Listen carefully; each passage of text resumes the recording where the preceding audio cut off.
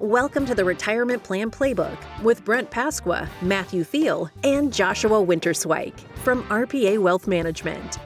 In this podcast, we cover current events, retirement planning strategies, and provide you with the tools to help you build a successful retirement playbook in any political or financial landscape. Join Brent, Matthew, and Joshua as they navigate the issues that can make the later stages of your retirement plan challenging and help you create the best retirement plan playbook. Now, let's get to the show. We are back. Welcome to the Retirement Plan Playbook. I'm here with Joshua, Matthew, I'm Brent, a couple of certified financial planners and the founder of RPA Wealth Management. Today we have a special guest, Kelli Vanevenhoven, who is the founder of Blackstone Realty and agent who is extremely versed in the real estate market. We have her and excited to have her because she's going to answer a ton of questions on the real estate market today. We've gotten a lot of questions about where housing is going, where prices are going, when to buy, when to sell. And so we thought we'd bring her on to answer a lot of those questions. Yeah, Brent, I'm really excited to have Kelli on. Before, I'm going to take the mic from you and do the warm-up question. And I heard there's a rumor on the streets you've been playing a lot of golf recently. What's up with that? Well, I wouldn't say a lot of golf. I have played several rounds of golf. I've got a new golf bag and set of clubs. And I've played with you guys multiple times. I'm not dialed in where I'm very good yet, but it's a work in progress, and I'm working at it. So hopefully I go out and play golf with clients now and not be shagging the ball all around the golf course. Just for new listeners, too, Matt and I have been playing golf for a couple of years together now. We started kind of like when COVID summer 2020. And Brent kind of didn't want to join that movement, but now you are. I'm really excited that you're kind of joining the golf club. But are you enjoying it? That's my question. I am. It's a little bit frustrating, like I think it is for anybody who plays golf. But also, my son, who's 8, wants to play golf, and I'm super excited to get playing with him on the course. My wife wants to learn how to play golf. I'm excited to play golf with her because I think that would be fun to do as a family. And then my daughter, who's 6, can start to pick up on it also. So I have a lot of, I think, goals and reasons why to play a little golf. Josh and I have a lot of clients who want to play with us. So, with you getting into it, sounds like your family wants to get into it. We might need a corporate country club membership. I don't know if we're at that level yet, but maybe we'll see where things go. Matt plug in the country club membership. But excited to have you out there, man. It's nice to golf with you. Yeah. So glad you joined the movement. Yeah, it's nice to be out there. All right, so let's get into the headlines. The Labor Department said the Consumer Price Index, which is a measure of what consumers pays for goods and services, rose 8.5% in July. And that's from the same month a year earlier. This is down from 9.1% in June. Monthly, the CPI was flat in July after raising for 25 consecutive months, I think. The result of falling energy prices such as gasoline. What is your thoughts here? Yeah, I have a lot of thoughts on this, and I'm sure you do too, Josh. Just first of all, this is something we've been saying for quite a few shows, that inflation had peaked and was most likely going to start heading down. We knew this because we follow financial markets, and it trades every day. So we knew oil and gas prices had peaked and they were coming in. I think the one thing that really triggered people was President Biden gave a speech saying that inflation was zero. And they're like, well, how could this be? And it's just, most people aren't really good at understanding numbers. And the month-over-month inflation was zero. There's no change in the inflation rate. And like you were saying, Brent, that's the first time that's happened in 25 months.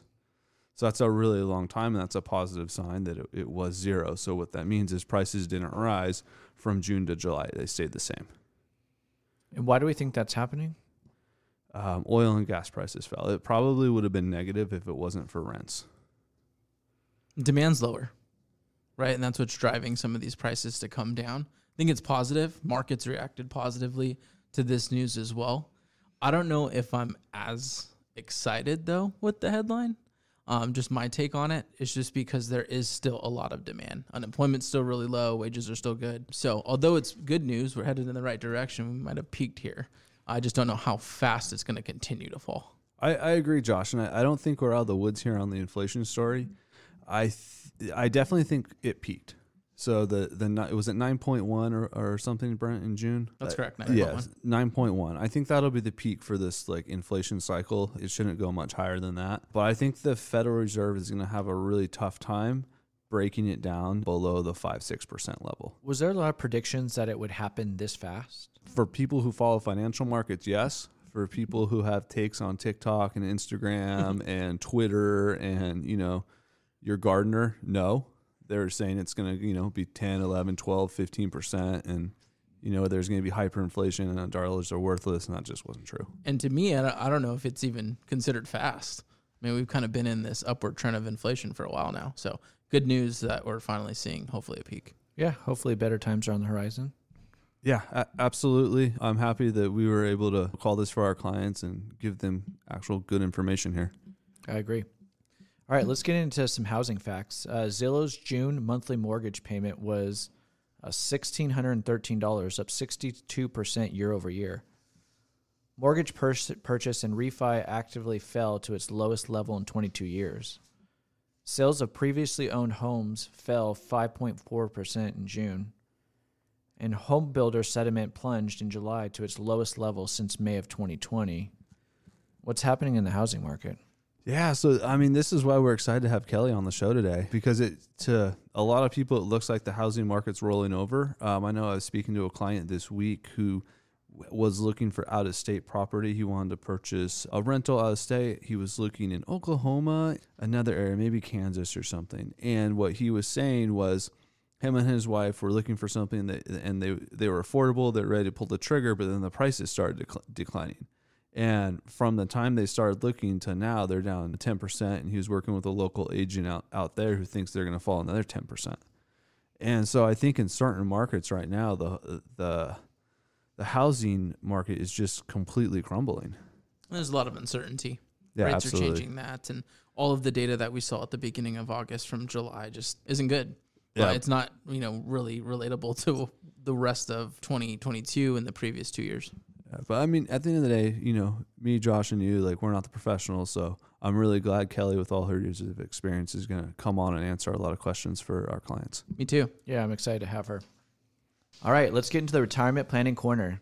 Today we have with us Kelli Vanevenhoven, founder and real estate agent from Coldwell Banker Blackstone Realty.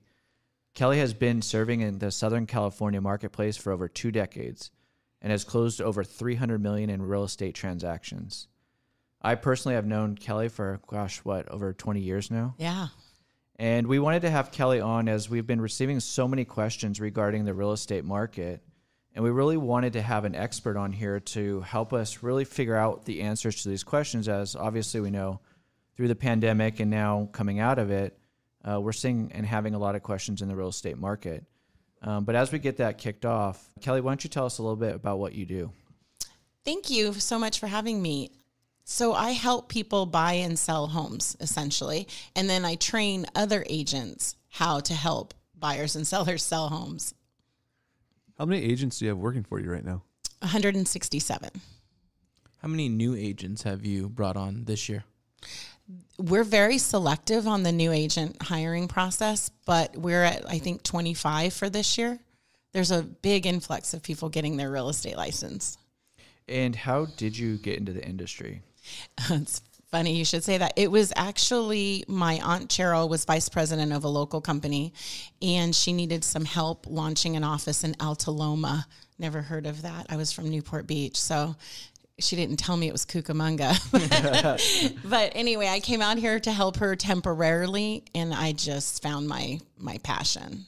What do you love about real estate? Because I think it's so fascinating of an industry. I just love it. You know what I love? I've been doing this for pushing 30 years, and no day is the same. And no two clients or their needs or exact, house or what they're doing is alike. And so there's always so many challenges, and I love, and it's not that I look for problems, but I love thinking outside the box and putting things together to make sure that they go smooth. Is it harder now, or is it easier now than it used to be when you started? In some ways, it's easier with the technology, right? But in some ways, it's more complex and difficult. I think the hardest thing for me is if I did 100 sales, I knew 80 of the agents on the other end of that transaction. And so you're your reputation meant everything. There was a higher level of integrity, where now if I sell 100 homes, I'm lucky if I know 5 of them. Wow. Yeah. So just the number of agents out there has gone way up. Yeah. There was a joke that a police officer pulled somebody over and she handed him the real estate or driver's license. And they said, "No, I need your real estate license." Yeah. So what makes your business different from your competitors?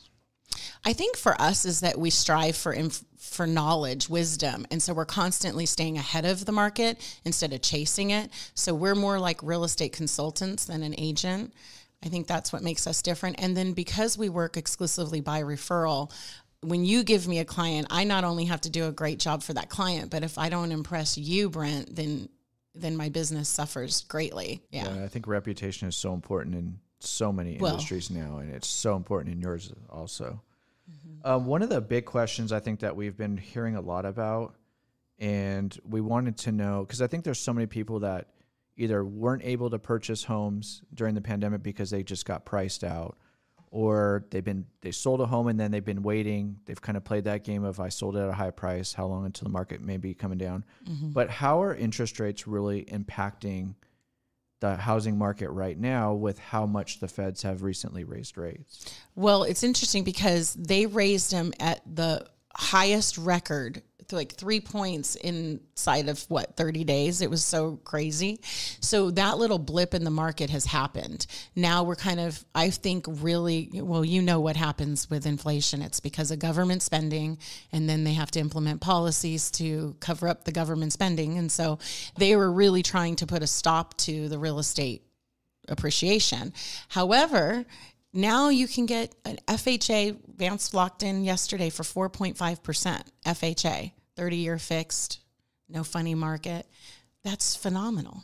And then what about jumbos? Are jumbos still pretty attractive? Jumbos can get, it depends on the paper. So if you qualify and you have a W-2 income and you can show that you qualify and you don't write everything off on your taxes, then the interest rates aren't that bad. But there are a huge points additional for things like stated income, or you know what I mean? So, yeah, absolutely. Yeah. So it's safe to say the market then, I guess, is adjusting to the new rates. And it is. It's not crashing or blowing up like everyone was predicting. No, we're still at a 5.9% increase from year over year, from year to date. What I hear you say is that interest rates are still pretty good. They're great. Yeah. I think that the raise of the interest rates really has kind of made people a little nervous or uncertain. But again, historically, it's been they're still phenomenal. I mean, my first house, I did a 2-to-1 buy down. It's where you pay 2 points to buy down 1. And we were happy to get 8%. I mean, I was like, 8%. That's awesome. And all over the Southern California, do you think certain areas have been affected a little bit more by that interest rate hike, and what areas kind of have stayed more stable?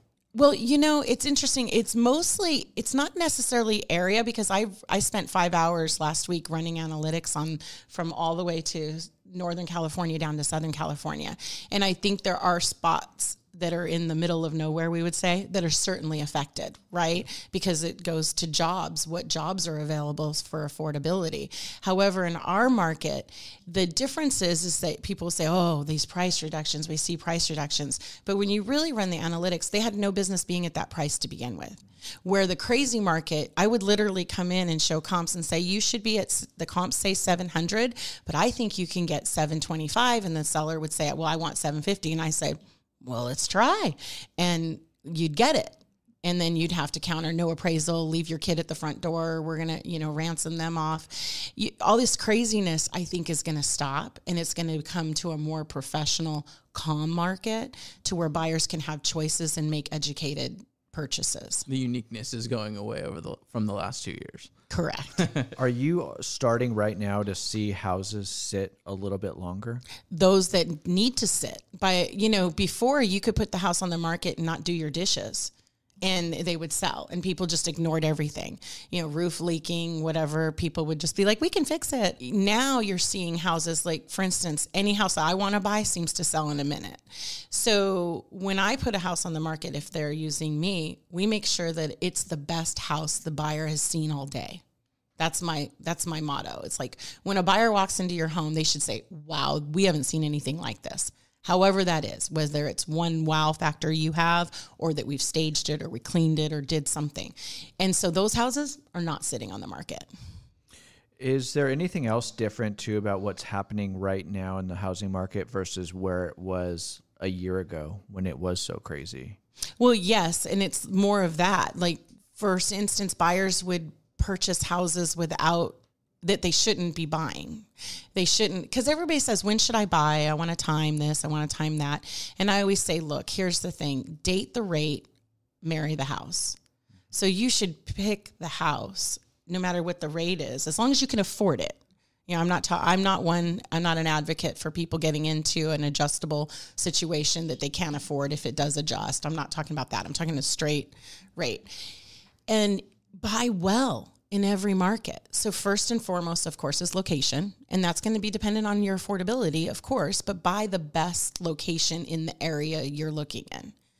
So for me, for instance, rather than me buying south of 4th Street, I would rather go to a different, maybe North Fontana, where the area is better. Does that make sense? So Absolutely. I'm going to steal that line too. Date the rate and marry the home. yeah. I thought that. Yeah, I'm Same. going to use that with clients for sure. I think it's right in line with what we also do here at RPA Wealth Management, which is making sure that you also are staying in the home, right, for a certain amount. You are marrying the home. So make sure that this is a long-term decision. I think we've, as a society, become accustomed to just so many different predictions, you know, from one extreme to the other. And a lot, you know, has been said about with rates going up that the housing market could collapse. Is that a possibility or is that probably not going to happen?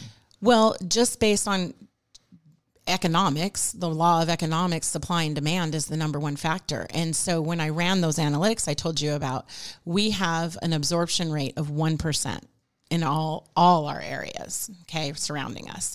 So what that means for those listeners that don't understand, I know you savvy financial investors, but what makes a seller's market or a buyer's market is a seller's market is anything with an inventory of 6 months or greater supply.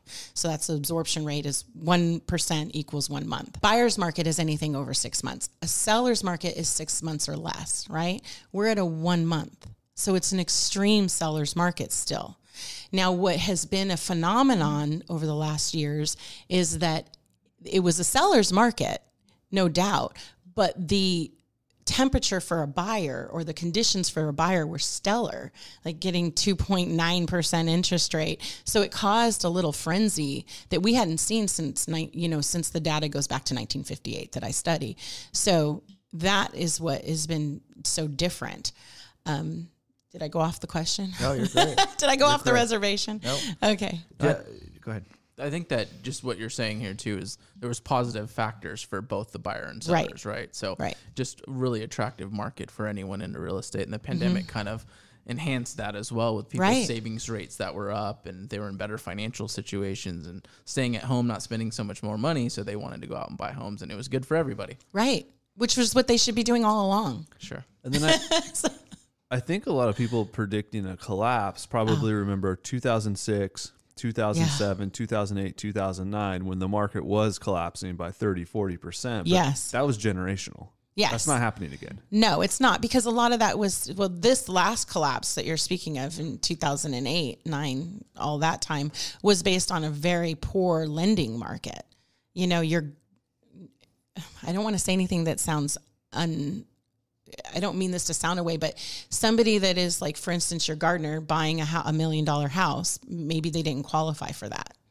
No, affordability. Affordability. They were it didn't selling matter. people homes who couldn't afford them. Yeah, exactly. I think that it just, and we're not in that same climate. We're not in that climate. We don't have that same problem that we do, or we don't have that same problem today that we did then. 35% of all homes in even our area are free and clear. Yeah, not the same issues. Not the same issues. Now, however, I do say I can't predict the market because barring what if there was another super virus that came out, or we go to war with China, or we do something that's, I don't know, that could affect everything. And at that point, you always wonder, well, does it matter? I mean, there's bigger problems at hand if that happens. However, I can tell you this, I have never bought a house I regretted buying. And I've only regretted ones I didn't buy or regretted ones I sold. Like, I wish I could have afforded to keep every single house, because the point is that can you buy a house today or in any market in your buying time that your grandfather paid? Whatever your grandfather paid, you'll never see that. And likewise, and sadly for our children and our grandchildren, they'll never be able to buy a house like I did, my first house at $158,000. With the way that this market has sort of changed that you're talking about, just the difference between last year and this year, if somebody's looking to sell their home, what are some advice you would give them before they put it on the market? I mean, are they having to do those dishes now? Are they having to put work into the house? Is it changing how they are putting that house on the market? Each house is different. So I advise them to get a referral, get a great consultant that's really going to know the market and have a pulse on their local area, because the comps, you're going to really have to stick to comps now versus before you didn't. Because if the appraisal didn't come in, they'd be like, we'll pay the extra. Now I think you're going to see that go more normal. So it just depends what is selling in the area. Now, 9 times out of 10, it is best to do pre-marketing considerations and make your house look great. If somebody sold their house during the pandemic and they got a good price for it, and now they're thinking about their 1-year lease on their rental is coming up, or they've been in, now they're 6 months into their rental and they want to get out and buy a house. Is this a good time for them to be looking to purchase a house? And if so, like, what should that strategy be like? Oh my goodness. If I was in a rental and I didn't have to, I've never had that luxury. I've always moved from house to house and had to close. But what my optimal thing, if I could buy a house and living in a rental, I would go find a house that needs some love. So for instance, you might buy a house, I even ran some numbers here where you could buy 10 or 20% under market value because it smells. I always say the smell factor. When I walk in a house and I'm gagging, I'm like, I've got to buy this. It's always the thing. So you can buy something. Now, if you're getting a loan, you have to make sure it can smell but still is lendable, because certain conditions are not, right? So I would say I would buy something that just grandma has wallpaper, good bones, everything structurally is fine, but maybe there's some grandma wallpaper, some blue carpet with some purple carpet or whatever, and stay in my little rental, and then gut the place, do it up, and then move into a turnkey home. And you're going to make a lot of money. What is a good rental market for somebody to purchase a rental? If somebody wants to take some money that they have saved, and then, a lot of people talk about now passive income, and it's become, I think, the next generation is picking up on passive income, and they want to have that. But if somebody's getting into a market where they're in their primary residence, but they want to buy a rental, what is a good sort of market timing, and what should they be looking for? Well, like I said, the timing is now, always. I'm always buying rental properties in any market. But what happens is a lot of people aim for equity and cash flow, and you can't. You have to aim for one or the other. So where are you? And that's why it's important to have you as financial advisors telling your clients where they are. Are they in a wealth building stage of their life where they need to be building up wealth, or are they slowing down and they need that cash flow? So if you try to aim for both, so by that I mean there's places in our country, in like Michigan, Wisconsin, things like that, you can get tremendous cash flow on your rentals, like 12% yield, 12% net, but the equity is not going to go up very much, right? So your equity, though, let's say you buy a house for $300,000, you buy it still well, right? Because you always want to do that. Your initial investment would be $78,000 with 20% down. And in the next 15 years, let's say the market doesn't go up. It just stays the same. You now still had a profit of $187,000 because that tenant paid down your mortgage, right? So that could be no cash flow and you're still building up some equity. But I would say if you're trying to find a cash flow, you might be so I'd buy in the high desert, for instance, or outskirts. Maybe I'm going to get more cash flow. But if I want to buy for an equitable position, I just want to break even, and I know that house is going to be worth more in 30 years, then I buy location. So there's different strategies that you look at when buying rentals. One is for cash flow, one could be for appreciation. Yes. I think it's a great point, because I feel like even a lot of clients and just people we meet want to hit a home run on every deal. Every deal. Yeah. Singles will get you there too. I never thought of it like that. Cash flow versus equity appreciation. And I'm sold. Let's do the $300,000 home. Brent, Josh, you guys want to Are you partner on going that for deal? appreciation or are you going for cash flow? We're going to go for cash flow. No, I want to hit a home run. But you know what? It's funny because you guys are lucky because we're in California and we do hit home runs. It's a very rare situation where you can get both a cash flow and appreciation, and we get it in California. I just say don't expect it, but I've always gotten both. Sure. I think that makes a good point to the listener too, though, is that then there's always a good time. Yes, always. I have to imagine that owning rentals, though, comes with its own set of challenges. What are those challenges? So it's interesting. I can negotiate fiercely for you. Like, I'm going to go to war for you. But when it comes to me, I had rentals and they call me and say, I just broke my leg. And I'd say, just skip this month. I was, for me, I'm a bleeding heart. So as soon as I put a property manager in place for my own properties, my profits went up. Good tip. Yeah. And I wouldn't raise rent. Like, somebody was in my property for 20 years. I never raised the rent. But my property manager's like, it's time. Yeah. What's a property manager cost? Is it like a percentage? Usually, well, in California, like here, we have property management. It's 10%, I believe is what it is. I'd have to ask them, to be honest. That's not my lane. But I think it's 10% or a flat fee if the rent's really high. So like if the rent's $2,000, it's 10% in $2,000? It's like $200 a month. Yeah. Oh, okay. Yeah. I think it's good to calculate that too, like when you're running your you have to. analysis and saying, you know what, we're just going to commit to someone managing this for us and calculate that into what that cash flow ultimately is going to be. I think you make a better decision. Well, and it's funny you say that because I have an analytics sheet that I always do that shows ROI, cash flow, GRM, all these different things, gross rent multiplier. I know I always use acronyms, but I always base it on, is this a good deal right now if the rents never go up? And so the great thing is when you talk about a market decline, anytime the market declines, so let's say you buy a property and it depreciates a little bit, rents go up. So you then will have more cash flow. And because of inflation, rents are going up right now, correct? Yes, extremely. Scary. All my kids are going to move back with me. I got to sell my house quick. 1 bedroom. Downsize. Downsize quick. So it is good if you do own rental properties to have a property manager in place because it takes the emotional side out of that. Exactly. You have to have the emotional out when you're dealing with investments. You can't be emotional. Yeah, I'm sure you get that with your clients. Like, I want Disney stock because I love Disney, or whatever.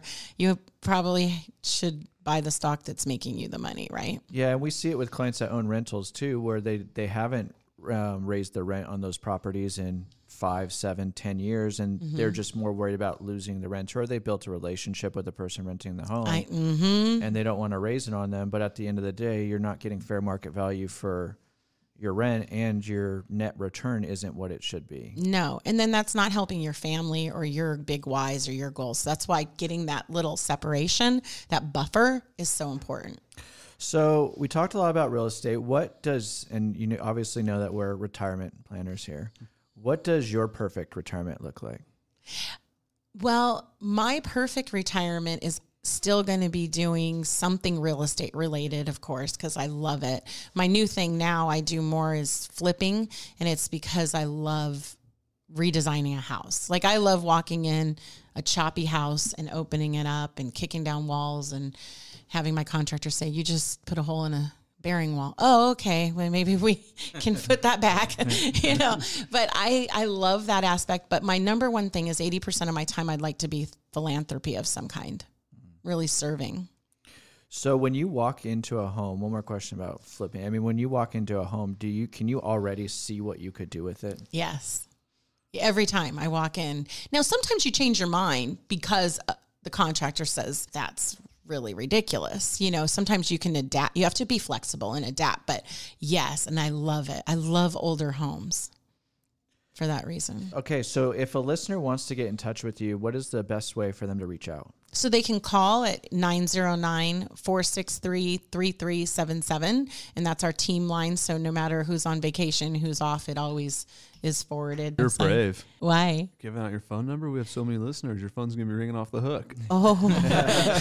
Okay, the other best way, that phone number's now been disconnected. But the other best way is you can email me. My private email is Kelli, Kelli, at call, CALL, Kelli, KELLI.com. So Kelli at callkelli.com. Perfect. Matt, you put those in the show notes? Yeah, we'll make sure those get in Sorry. the show notes. Yeah, we'll attach it to the episode and put it in the show notes and get it all set up. Awesome. So, well, we appreciate having you, and gosh. it's such great to hear your insight about the real estate market and your expertise. I'm sure the listeners are just so appreciative of being able to hear and answer these questions because, like I said earlier, you get so many extremes right now about what can happen in the market, but to get a less emotional opinion about what the market and the industry looks like, it's I think very helpful for a buyer or a seller right now. Well, thank you so much for having me. I mean, you guys are the best in the business, so I feel very honored to be here today. Thank you, Kelly. Thank you. Thank you. All right, let's jump into RPA Recommends. Josh, what do you have for us today? Well, staying on the housing topic, I recently was doing a little bit more new work to my backyard at my house and really upped just the visuals back there with some kind of planner uplighting. They have some really cool lights on Amazon. I don't know if you guys have looked on Amazon or looked up planner lights.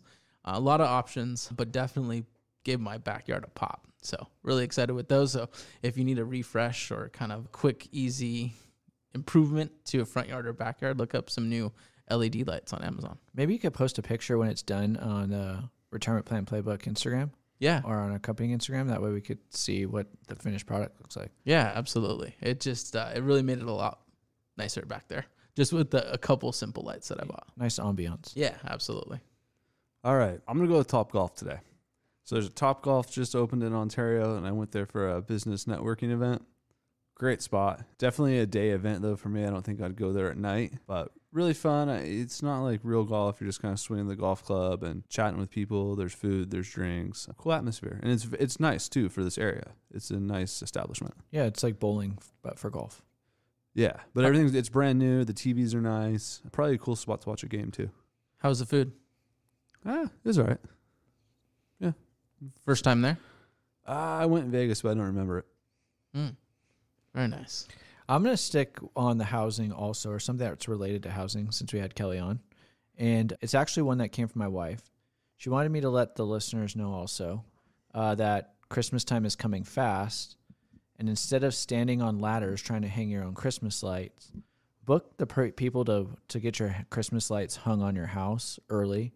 Because if you're like my wife, I think the day after Halloween, I guess our Christmas lights are going up. And if you're going to pay for all that money to have Christmas lights up, you might as well have them up for a while.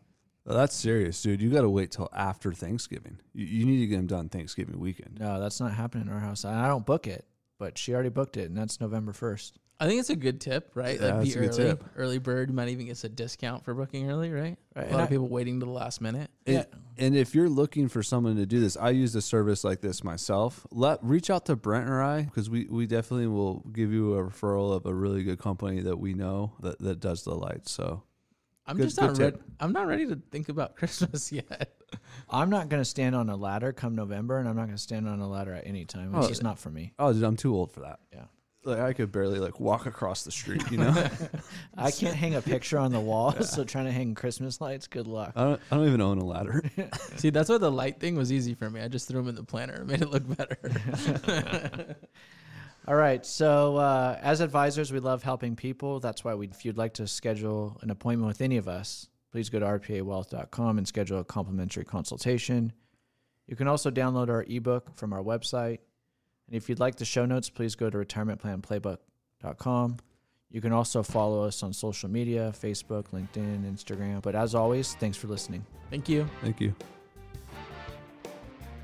Thank you for listening to the Retirement Plan Playbook. Click the following button to be notified when new episodes become available. To get in touch with our team, call us at 909-296-7977 or visit our website at www.rpawealth.com to schedule a complimentary consultation. The information covered and posted represents the views and opinions of the guest and does not necessarily represent the views or opinions of RPA Wealth Management. The content has been made available for informational and educational purposes only. The content is not intended to be a substitute for professional investing advice. Always seek the advice of your financial advisor or other qualified financial service provider with any questions you may have regarding your investment planning.